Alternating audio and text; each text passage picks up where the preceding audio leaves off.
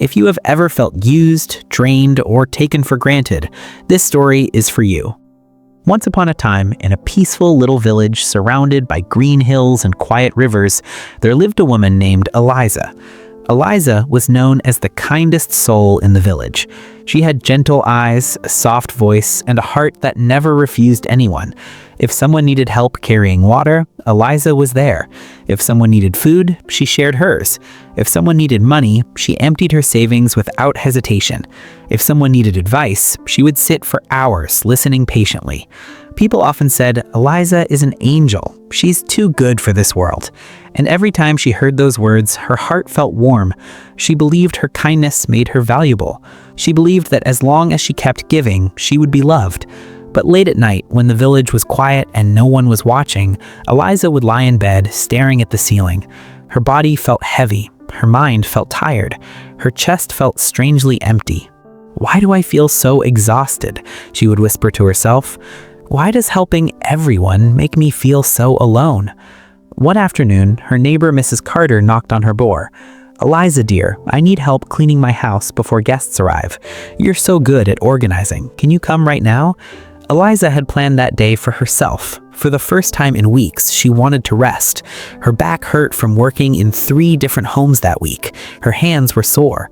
But she looked at Mrs. Carter's anxious face and she couldn't say no. She spent the entire afternoon scrubbing floors and washing dishes. By the time she finished, the sun had set. Mrs. Carter glanced around the sparkling room and nodded. "Good. Come tomorrow too. I need help with the garden." No thank you, no offer to help Eliza in return, just another request. That night, Eliza's muscles ached, but her heart ached more. "Why does no one ever ask if I'm okay?" she thought. Days later, her childhood friend Samuel came to her door. "Eliza, I'm in trouble. I just need 100 coins. I'll return them next month, I promise." She had lent him money twice before. He never paid her back, but she smiled and handed him the coins. "I trust you," she said softly. 2 months passed. Samuel avoided her eyes in the market. When she finally gathered the courage to ask about the money, his expression changed. "Eliza, I thought you were different," he said sharply. "Why are you acting greedy? We're friends. Friends don't keep accounts." The words hit her like a slap. She gave freely, and now she was the villain for asking for extra. One evening, the village gathered to discuss repairing the old bridge that connected them to the main road. As soon as the topic of labor came up, all eyes turned to Eliza. "Eliza will handle it," someone said confidently. "She always helps." Everyone nodded. The decision was made. Without asking her, without consulting her, she would organize and manage the entire project, alone. Eliza sat there quietly, her hands folded in her lap. Something inside her cracked. Her kindness had become her identity, and her identity had become her prison. That night, she walked to the river, tears silently rolling down her cheeks. She felt invisible, not loved, not valued, just useful. As she sat by the water, an elderly woman traveling through the village approached her. The woman carried a small wooden staff and wore simple clothes, but her eyes were sharp and wise. "You look like someone who gives too much," the old woman said gently. Eliza looked up, surprised. "How can you tell?" The woman smiled softly. "Because I used to be like you." Eliza's voice trembled. "I tried to be good, I tried to help, but I feel empty." The old woman sat beside her. "Tell me," she asked, "when was the last time someone helped you?" Eliza stayed silent. The river flowed quietly between them. "Kindness," the old woman continued, "is a beautiful gift. But a gift given to everyone without thought loses its value." Eliza frowned. "Isn't helping people the right thing?" "Yes," the old woman nodded, "but not all people deserve unlimited access to you. When you say yes to everyone, you are saying no to yourself." Eliza felt tears fill her eyes. "I don't want to be selfish." The old woman's voice grew firm.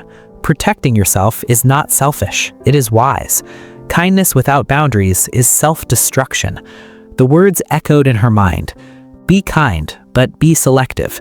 Help those who respect you. Give where there is gratitude, and learn to say no without guilt. The next morning, Mrs. Carter knocked again.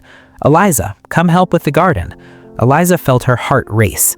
Her old habit wanted to answer immediately, but she remembered the river, the words, the emptiness. She took a deep breath. "I can't today," she said calmly. Mrs. Carter blinked. "What do you mean?" "I'm resting today."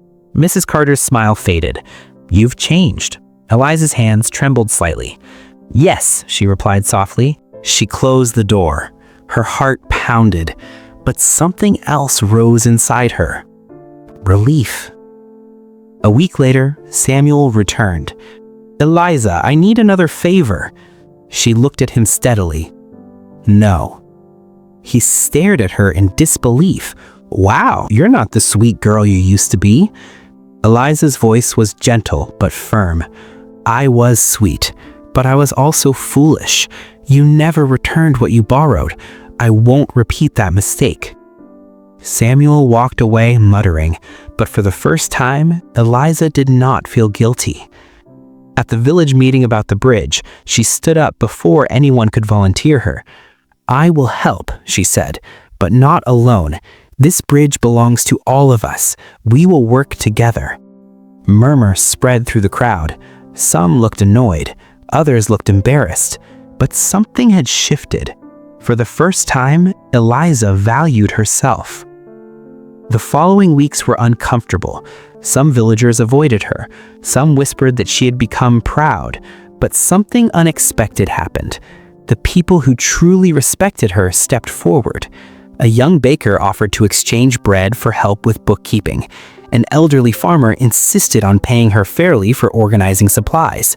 And one afternoon, a quiet carpenter named Adrian approached her. "I've noticed you help many people," he said, "but I also see that you work hard. I need assistance repairing my workshop. I'll pay you properly, and if you ever need help, I'm there." Eliza looked into his eyes. There was no entitlement, only respect. She smiled. "Let's work together." For the first time in years, helping didn't feel heavy. It felt balanced. Months later, the old woman returned to the village. She found Eliza by the river again. But this time, Eliza's posture was different. Her eyes were brighter. "You look stronger," the woman observed. Eliza nodded. "I learned something." "And what is that?" "That being good doesn't mean being available to everyone. Real kindness is wise. It chooses carefully. It protects itself." The old woman smiled. "And how do you feel?" Eliza looked at the flowing river. "I feel free." She was still kind. She still helped. She still cared. But she no longer allowed herself to be drained. She understood something powerful. One person who respects your kindness is worth more than 100 who exploit it.